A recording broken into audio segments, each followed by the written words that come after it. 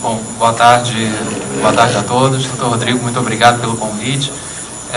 Fiquei feliz pela oportunidade de conhecer Recife. Acho que, como todo visitante que vem pela primeira vez, se hospeda em boa viagem, não é? E o doutor Rodrigo me perguntou se eu tinha saído de lá ontem e disse que sim, por cautela, e ele me deu a notícia de que hoje os aeroportos fecharam porque não tinha teto, e o Rio de Janeiro é assim imprevisível, pode uma cerração amanhecer fechando o aeroporto de 6 até 8, 9 horas, 10 da manhã, depois abre, só que com a malha já toda atrasada e com os compromissos perdidos. Então, ter vindo ontem foi um prazer, foi sorte também, né, essa precaução. E fiquei bastante satisfeito com o convite, porque para falar com vocês do novo Código de Processo Civil e para que a gente tenha exatamente um diálogo de cabeças que pensam de modo um pouco diverso, assim, porque a minha militância, a minha formação é no processo civil, e tenho sido chamado e tido a oportunidade de conversar um pouco com os colegas que trabalham com o processo do trabalho, e a primeira colocação, o primeiro embate que se coloca já de um código para o outro é o artigo 15 do novo CPC, vou tratá-lo assim, que já traz o processo do trabalho para uma aplicação subsidiária e supletiva das regras do direito processual civil. Esse intercâmbio e essa aproximação de uma fonte e de outra tem sido foco de bastante discussão, de várias conversas. Há livros já específicos tratando das influências do novo CPC no processo do trabalho.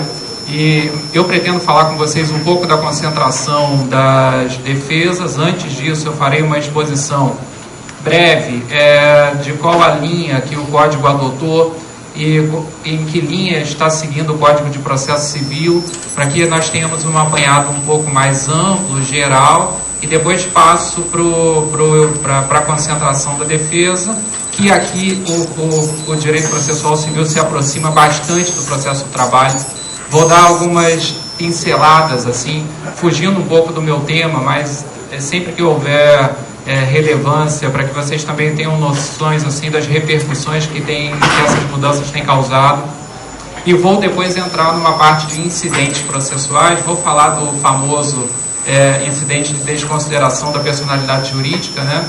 E depois vou falar havendo tempo e ao longo do tempo, falar de alguns outros incidentes que poderão ter aplicação aqui para vocês na Justiça do Trabalho.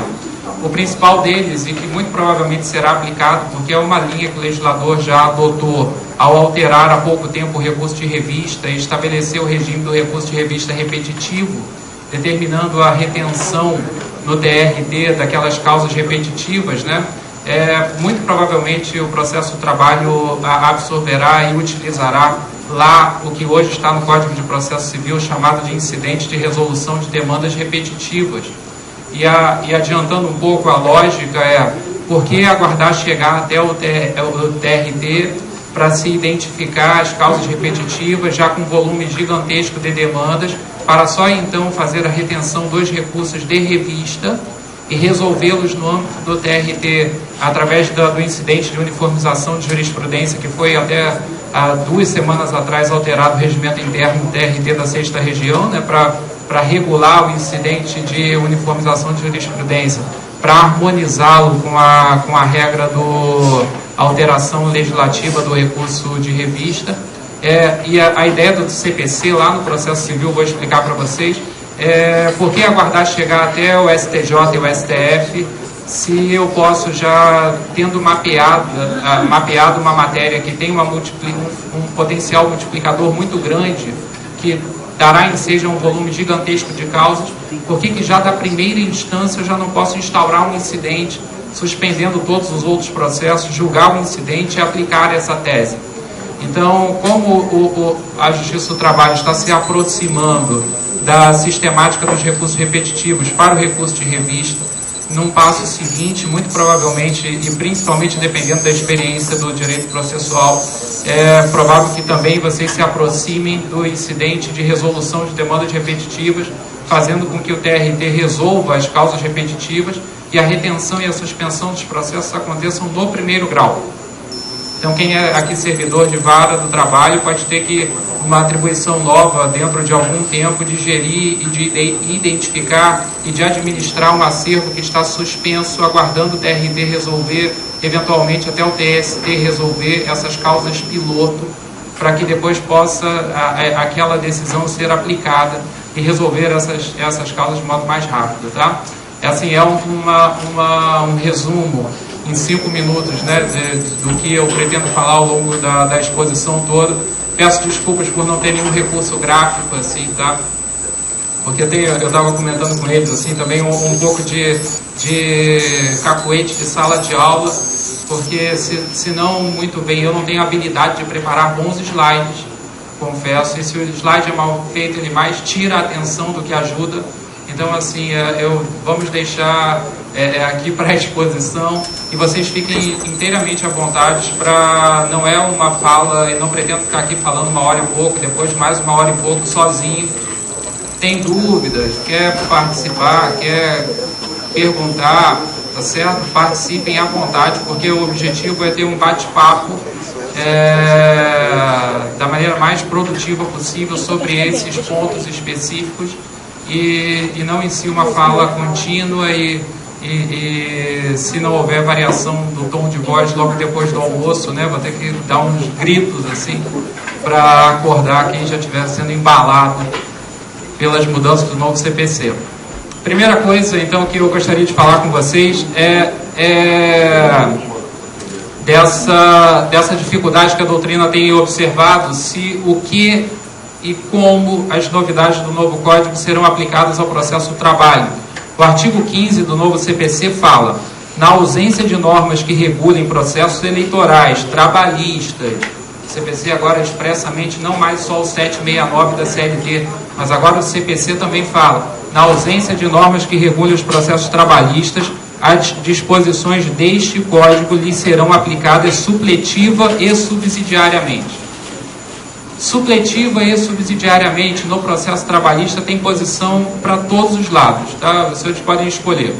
Tem gente dizendo que não vai aplicar absolutamente nada, tem gente dizendo que vai aplicar em boa parte, tem gente dizendo que ora a CLT é expressa, ora ela é omissa nesse critério de aceitação ou não.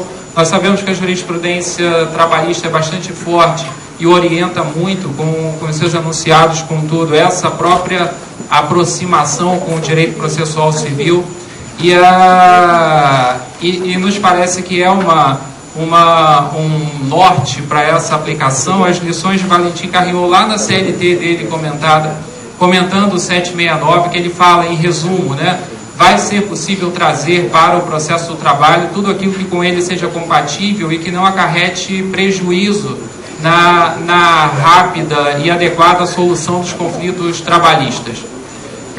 A Carolina Tupinambá, que é uma autora de processo do trabalho, colega da UERJ na área trabalhista, na tese dela ela defende que a aplicação subsidiária do processo civil ao processo do trabalho depende da submissão a princípios específicos do processo do trabalho, e ela fala na simplicidade, oralidade e adaptação procedimental.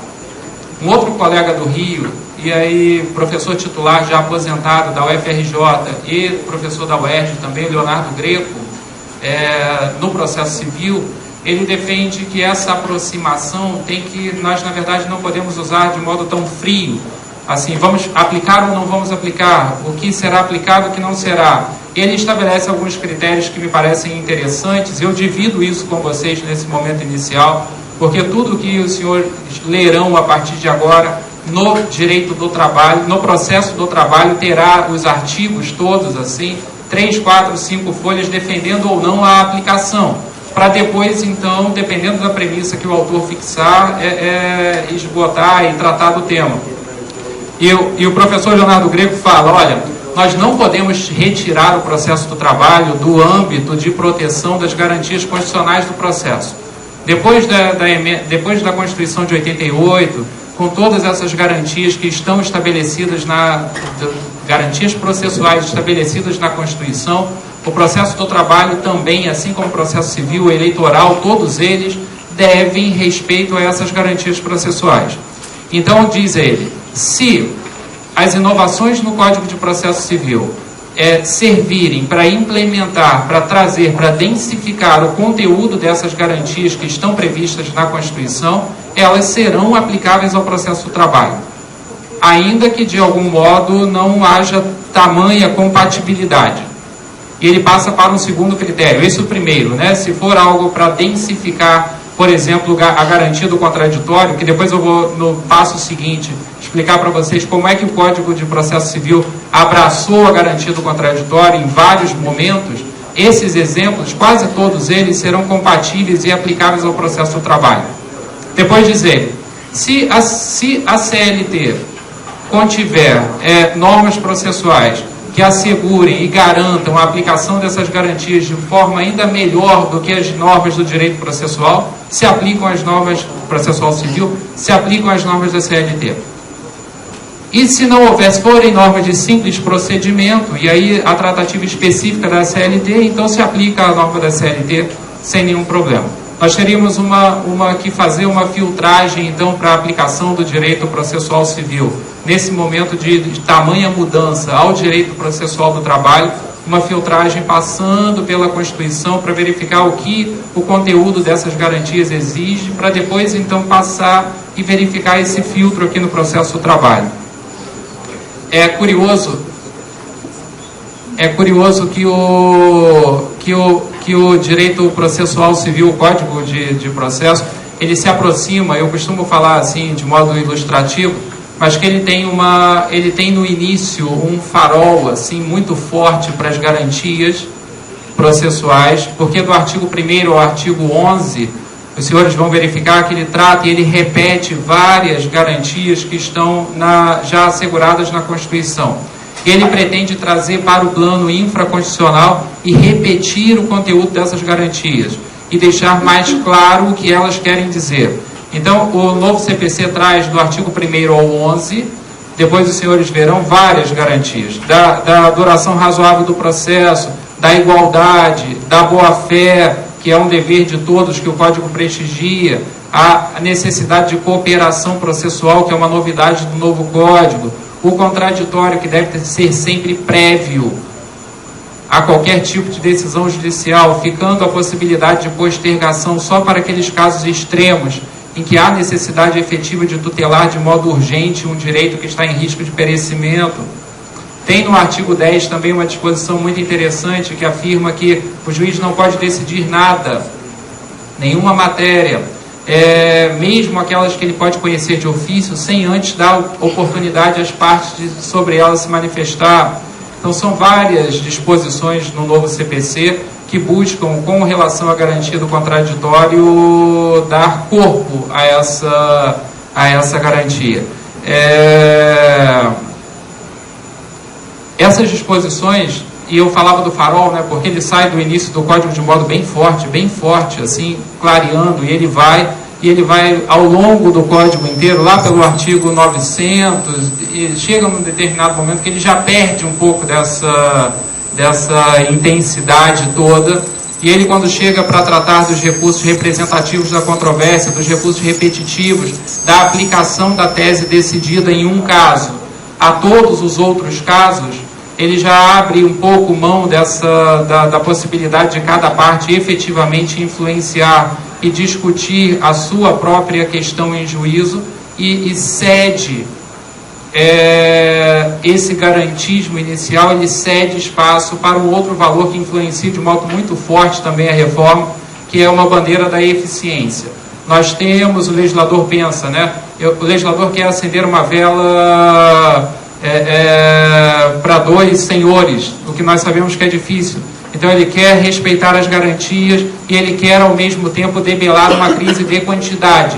E não se lida facilmente com a quantidade sem, e todos os senhores sabem bem disso, sem a compressão, sem resvalar nessas garantias todas que as partes têm de estar em juízo e de adequadamente conseguir fazer prova do seu direito e influenciar na decisão do magistrado e poder ter uma decisão que na contrapartida explicite para ela todos os fundamentos relevantes que foram colhidos e pensados para chegar àquela conclusão, a possibilidade de se valer dos recursos, tudo isso. O CPC, então, parte de um farol vocês verão, do artigo 1º ao artigo 11, tratando de todas as garantias, e ele vai bem assim, chega lá pela parte do tratamento dos recursos nos tribunais, da ordem dos processos nos tribunais, principalmente quando ele se aproxima do problema da quantidade, e aí nós verificamos essa dificuldade de ter a aplicação e a jurisprudência, uma outra discussão bastante forte, se a jurisprudência é ou não obrigatória a sua observância pelos tribunais e pelo juízo no primeiro grau de jurisdição. Vamos chegar lá com um pouco mais de calma, tá? Aqui, o que eu quero dar uma notícia, assim, ainda de modo sistemático, para que a gente possa começar a falar especificamente da concentração da defesa, mas de algo sistemático. Vejam quanta coisa o CPC mudou, que provavelmente haverá uma harmonização com a Justiça do Trabalho. E aqui eu estou me apegando basicamente à garantia do contraditório. Olha como ele vai passo a passo tratando da garantia do contraditório. Ele fala, né, no artigo 9º, como eu disse para vocês, não se proferirá decisão contra uma das partes sem que ela seja previamente ouvida. É a audiência bilateral que é o conteúdo mais elementar da garantia do contraditório. Todos nós estudamos e conhecemos que o contraditório é o direito de conhecer e de se manifestar, né? Uma bilateralidade, assim, é um binômio que garante o contraditório. Só que ele não se esgota nisso hoje, nós vamos ver que o CPC vai adiante. No artigo 10 ele diz, olha, você além de ter o direito de se manifestar sempre de modo prévio, porque uma ideia do legislador é que toda liminar é uma violência, diz o professor Leonardo Greco. Então, a menos que haja um direito, assim, mais relevante nessa escala e que autorize a manifestação e a tutela jurisdicional de modo imediato, que deva ser protegido esse direito sob pena de perecimento, deve-se ouvir primeiro, e o Código ressalva a tutela de urgência no contraditório. E o artigo 10, há pouco disse para vocês, ele fala, não se conhece de ofício, não se decide nada sem que a parte seja previamente ouvida. Lá na frente, quando ele autoriza o juiz a julgar improcedente o pedido, aquela improcedência no julgamento conforme o estado do processo, ele diz, se o juiz for conhecer de ofício a prescrição e a decadência, também lá ele tem que ouvir previamente as partes. Uma outra sinalização de modo muito claro do Código de Processo Civil. No tribunal, e talvez essas regras venham para cá, tá? Para o processo do trabalho. Mas no tribunal, no artigo 933, agora de modo bem claro, se o relator toma conhecimento de um fato novo que veio aos autos depois da interposição do recurso, ele não pode proferir o julgamento, ele não pode julgar aquele processo sem determinar a manifestação das partes. Se o processo estiver com vista, com um revisor, e ele tomar conhecimento, se atentar para o fato novo, não previamente discutido, também não poderá continuar o julgamento. O revisor terá que trazer os autos e destacar essa circunstância. Então, as partes serão previamente ouvidas e depois retoma-se a sessão de julgamento. Ainda no tribunal tem orientação clara que se aproxima da CLT nessa mudança do recurso de revista, que é o tribunal e o relator não pode pura e simplesmente rejeitar o recurso por problema formal, se ele puder sanar o vício. E a CLT foi alterada agora em 2014 pela leizinha 13.105, né? 13.015 de 2014, falando exatamente isso, né? Não se negará seguimento ao recurso de revista se o vício puder ser sanado. Também o Código de Processo Civil faz isso, tá? Na matéria de recursos, e isso vai valer também para o processo do trabalho, mas na matéria de recursos é curioso ver o quanto a jurisprudência, o quanto o Código de Processo Civil deu remédio assim dosado para a chamada jurisprudência defensiva, que os senhores conhecem, né? Jurisprudência defensiva, aquela que a doutrina trata assim para evitar, para impedir o conhecimento dos recursos. Então, no processo civil é comuníssimo de acontecer. Mas se a parte tiver interposto o recurso antes da publicação do acordo, ele é intempestivo porque é prematuro. Nós temos isso, né? Intempestivo porque é prematuro, porque se antecipou. Mas agora o Código diz, não é prematuro o recurso interposto antes da publicação do acordo. E no preparo tem disposição específica facilitando o acesso ao tribunal. E nos embargos de declaração, facilitando também a questão do pré-questionamento. A partir de agora, com o novo Código de Processo Civil, voto vencido, matéria decidida no voto vencido, está pré-questionada, o que não acontecia antes. Então, e o oferecimento dos embargos de declaração, suscitando a matéria, ainda que não conhecido, ainda que não provido os embargos pela turma julgadora, a matéria se considerará pré-questionada para facilitar o acesso ao recurso de revista ou ao recurso especial extraordinário aqui conosco.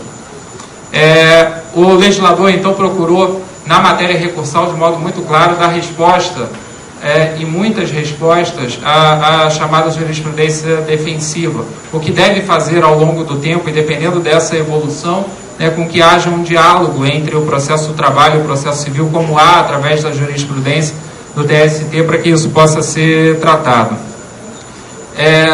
Ainda com relação à garantia do contraditório, duas coisinhas mais aqui, na verdade 3. O Código assegura a igualdade de tratamentos no artigo 7º, tá? Agora a paridade de armas ou igualdade de tratamento, que já está assegurado no caput do artigo 5º da Constituição, mas está positivado no novo CPC. E é interessante ver, porque isso há pouco tempo também, eu não sei aqui no TRT da 6ª Região, mas lá no Rio tem causado bastante confusão na Justiça do Trabalho, que é a implementação do processo eletrônico. Lá tem sido algo, aqui já está funcionando bem. Lá, e o Código de Processo Civil aqui tem uma disposição interessante, porque ele fala, na questão da acessibilidade, no artigo 199, que as pessoas com deficiência devem ter o acesso assegurado e a possibilidade de continuar peticionando, se for o caso, em papel, porque não será possível impedir o exercício da profissão e a defesa dos direitos do representado por aquela parte, porque a plataforma do tribunal agora se transformou especificamente digital. Então será necessário, para garantir essa igualdade de armas e igualdade de tratamento, que as pessoas com dificuldade, para que os sistemas estejam acessíveis a todas as pessoas. Algo que é comum na Justiça do Trabalho, no 765 da CLT, que fala que os juízes terão ampla liberdade na direção do processo, o novo CPC leva para ele também. Agora o juiz pode flexibilizar os prazos, ampliando os prazos. Essa disposição está no artigo 139 do Código de Processo Civil. 139, inciso 6. O juiz pode agora ampliar os prazos processuais e inverter a ordem de produção de algumas provas. Esse amplo poder de gestão que o juiz do trabalho já tem sobre o processo trabalhista, o juiz no processo civil, a partir desta autorização do 139.6, também passará a ter.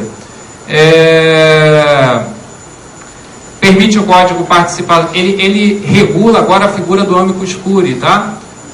Que é uma figura também que a alteração do recurso de revista trouxe de modo expresso para a Justiça do Trabalho, que a autorização e o regimento interno aqui do TRT da 6ª Região, alterado há 15 dias, também autoriza que o relator daquele incidente de uniformização convide ou aceite a participação de pessoas ou de entidades que possam contribuir para melhor conhecimento e entendimento daquela tese para melhorar a decisão.